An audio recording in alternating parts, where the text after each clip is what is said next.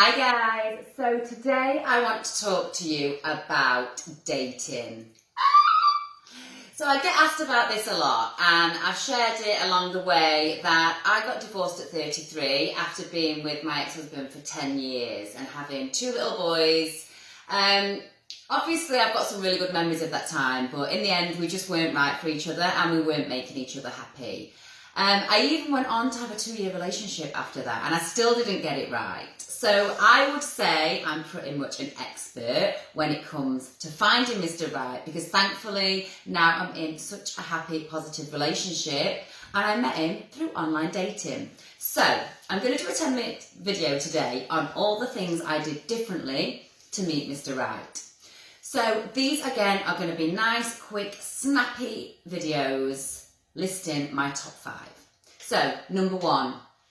Assess what it is that went wrong in your past relationship. Look at whether it was you or whether it was them or whether it was a combination. If it was you, if it was your confidence, self-sabotage, pushing someone away, nagging, wanting to go out too much, not wanting to go out, not having the same interests or hobbies, etc., use the time to reflect and don't rush. If you're not ready to date, take some time out for you. If it was them, think about all the things that annoyed you, that they did, that you wouldn't want to experience again in a different relationship, and make a list. Okay, that's really, really important. So, number 2, decide on how you want to meet someone. Do you want to meet someone online, through a friend of a friend, face-to-face, at work? Think about what you feel comfortable with and what suits your personality. These days we've got the likes of Tinder and Bumble, we've got Match.com, we've got Uniform Dating, Elite Singles, you name it, but there is something that's right for everyone. And I believe that online dating is what you make of it. If your profile screams, send me dick pics, you'll get dick pics. But that's a little bit more of what I want to explore in the second video.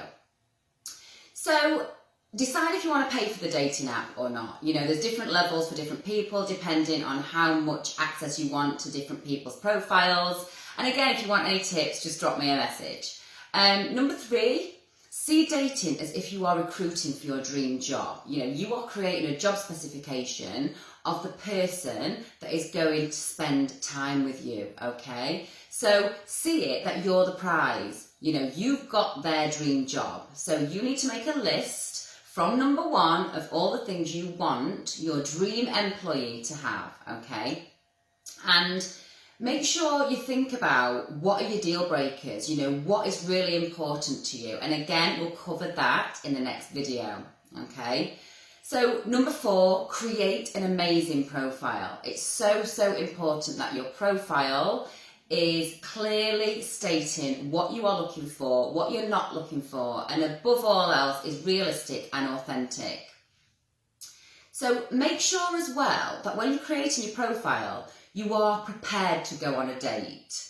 Don't just start chatting to guys with no intention of ever meeting up with them, because in my experience of chatting to friends who are guys who've been on dating sites, they hate that. They get chatting to someone and then they'll ask when you're free, and then they feel like you're just leading them on and playing hard to get. So if you're not emotionally ready to start seeing people and meeting people face to face, don't start online dating yet. Wait until you're ready. Okay? Number 5, stick to your guns. Once you start dating and once you start meeting people, don't be bowled over by how much you might fancy someone or how much they earn or, the fact that they've got some of what you're looking for. You need to be aiming for at least 80% of what is on the job specification, okay?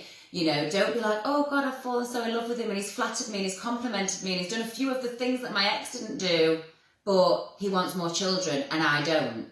Stick to your guns, because down the line, you will regret not doing so. Because then, eventually, if you want more kids and he doesn't, and you've told him that you don't, when you start getting broody, you'll be like, oh my God, I daren't tell him. And the relationship will end, and you'll probably be in love with them by then. So, they are my top 5 points to consider. Keep tuned for video 2, where I tell you exactly how to make a banging online dating profile.